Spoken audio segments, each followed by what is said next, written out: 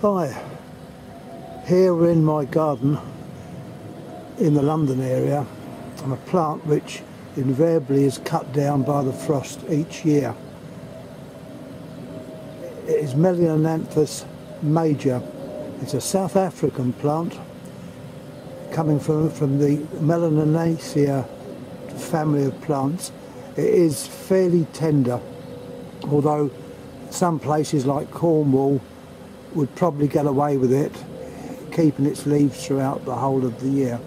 This one has grown up to not an enormous size, but a fair size for this year. I'm just keeping my fingers crossed that we don't get a severe frost. I do cover it over, but it still comes through, and last winter was bitterly cold. Anyway, it's an interesting plant. It's called the honey bush on account of it can stream like a nectar which drops down the stem. Look a bit closer, see the way it actually grows. It hasn't bloomed this year. When it does bloom, I will certainly put a video on. What is interesting about it is the leaves, which are not that noticeable at the moment, but in full growing time, the leaves, if you brush against them or squeeze them or sort of just crush them gently, they give off an unusual odour. It's not an unpleasant odour, but it is a bit unusual, which they get their other names. Do not touch me plants, or words to that effect. Anyhow, that's all for this time with this plant. It's interesting, worth growing, nice well open soil, well drained, and it forms quite a nice plant. It'll grow up to about 6 foot or thereabouts. This one has been larger in the past, but as I say, unfortunately the weather hasn't allowed it to get any decent size. Anyhow, thank you for watching. Happy New Year to you all. Thank you. Hi. Hardy cacti growing outdoors in the London area. This is Opuntia Facantha, one of the hardy species that will withstand quite a bit of frost. It got through last winter, which was very cold, and it seems to have settled in nicely. I have a close-up of one of the little clumps. It's actually growing under a little pond, which has some lovely goldfish in it, and some interesting plants in there as well, including a spatterdock, which obviously you can't see at the moment. It's in its winter rest. We've got another larger plant of Opuntia Facantha. It's quite a spiny plant, as you can see, so it's best to sort of plant it somewhere where it's not going to be near a pathway and it's out of reach where it can cause harm. But there we are, that's Opuntia Facantha.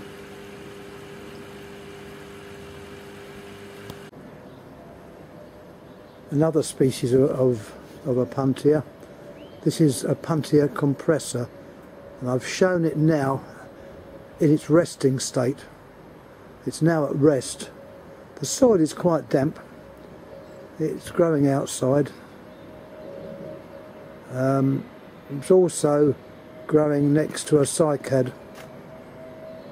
Cycads are a very primitive form of plants, and these also will survive a winter.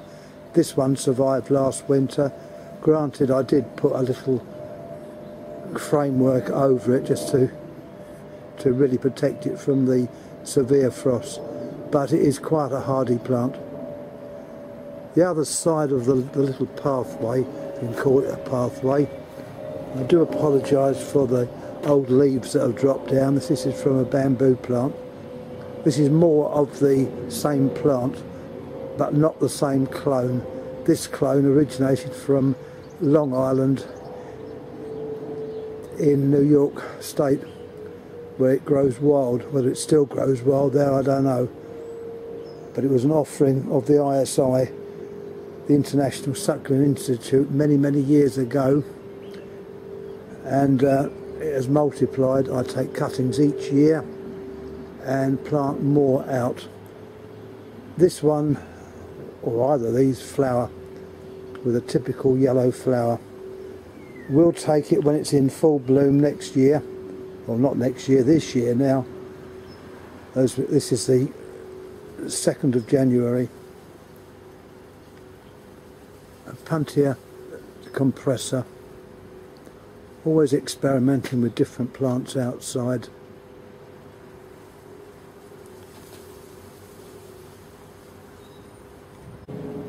Hi, here we have a nice stand of 3 species of bamboo. 3 different types. The right hand side we've got the yellow stemmed one, and some varieties of the same species, I believe, to the left. Yet they are not yellow stemmed. These are grown in like a separated area from the garden, so they don't run.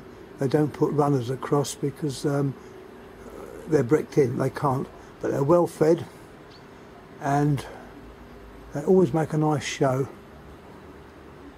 You see they're quite a height now.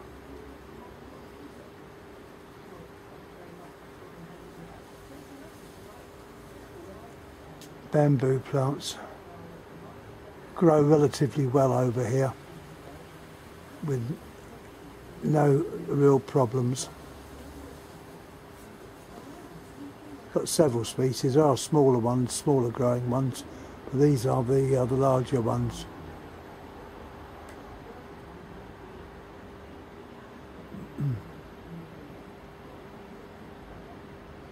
Carrying on with more plants in the garden. Here we have a nice palm. This is quite an easy one to grow with no problems. It produces several new growths from the base. Obviously care has to be taken where you plant it. This one is really too close to the path, but nevertheless it's a nice plant. As long as you keep it tidy, it does well. I do apologise for any mess that might be in the garden, as this is January and not the best time of the year to view things, but it's put in there just to give an idea of what the plants look like during the winter months. Come around a bit more, we can come to a large yucca. This is possibly Yucca recurvifolia, where the leaves fold back. These are very hardy. Do need cutting back occasionally, but nevertheless make a good plant. Like the palm we've just seen, the leaves can be quite spiky at the end, so care where you actually plant it. From the southern hemisphere, Australia and New Zealand, we have tree ferns. These do well over here. There's 2 plants here which I've had several years. At the moment they're still in full leaf. They haven't been cut down yet by the frost, but frost will cut them down. They're hardy. It's the Antarctica variety. Common name for these are pongos. I don't know why, but that is the name. They've got a big stout stem, slow growing,